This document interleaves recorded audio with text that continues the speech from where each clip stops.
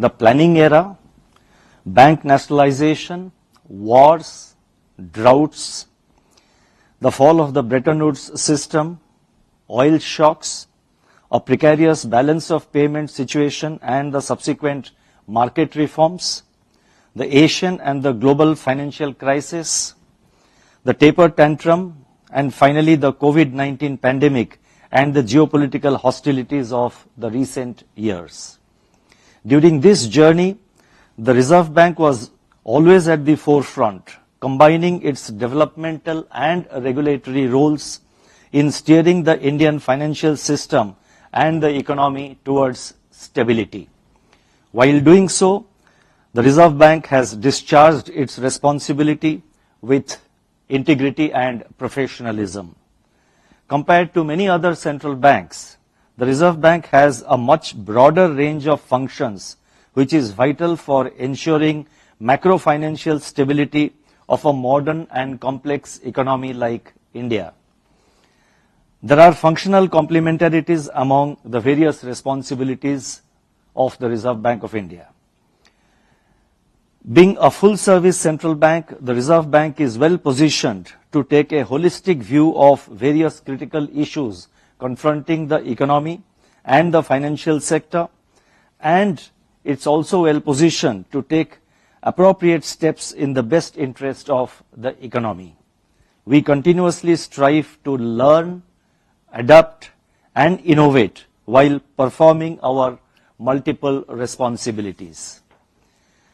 I would now like to focus on the decisions and deliberations of the Monetary Policy Committee meeting, which met on 3rd, 4th, and today, 5th of April. After a detailed assessment of the evolving macroeconomic and financial developments and the outlook, the Reserve Bank MPC decided by a majority of 5-1 to keep the policy repo rate unchanged at 6.5%. Consequently, the standing deposit facility, that is the SDF, rate remains at 6.25%, and the marginal standing facility, that is the MSF rate, remains at MSF rate and the bank rate, they remain at 6.75%. The MPC also decided by a majority of 5 out of 6 members to remain focused on withdrawal of accommodation to ensure that inflation progressively aligns to the target while supporting growth.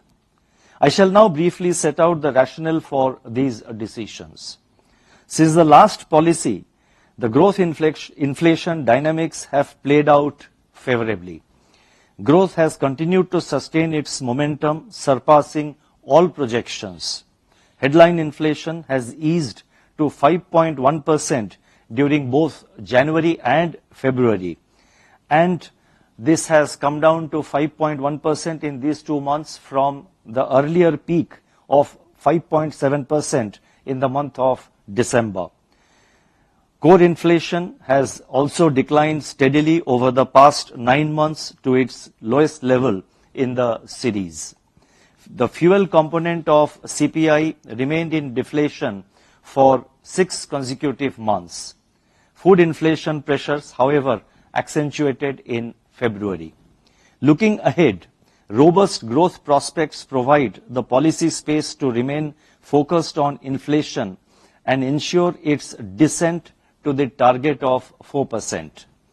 As the uncertainties in food prices continue to pose challenges, the MPC remains vigilant to the upside risks to inflation that may derail the path of disinflation.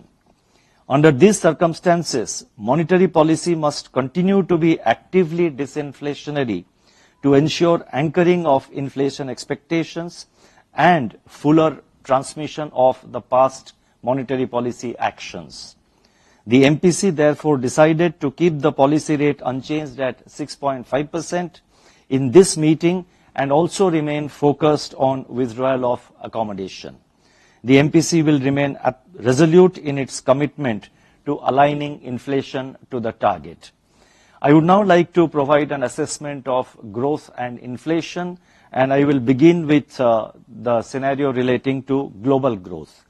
The global economy has remained resilient with a stable outlook as reflected in various high-frequency indicators. Now, in my statement, whatever I am saying, it is backed up with lot of data which are there in the footnotes. So those of you who are interested could refer to this statement, which as usual will be uploaded in the RBI website immediately after this statement is over. So a lot of data backing up whatever I am saying is available in the various footnotes of my statement. You may like to refer to it. Let me start again on the global growth part. The global economy has remained resilient with a stable outlook as reflected in various high-frequency indicators. Global trade is expected to grow faster in 2024, although weaker than its historical average. Inflation is moving closer to targets, but the last mile of disinflation is turning out to be challenging. Services inflation in advanced economies remains sticky amidst tight labor markets.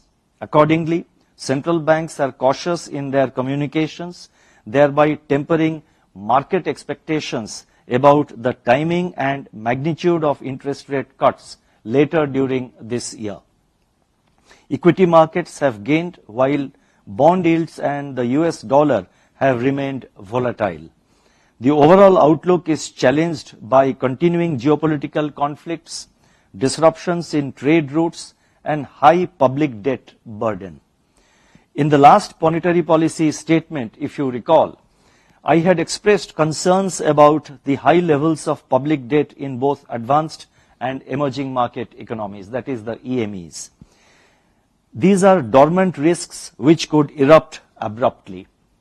Debt to GDP ratio, which rose during the pandemic, remain elevated and are projected to increase further with rising interest burden and cost of borrowing, thus raising debt sustainability concerns.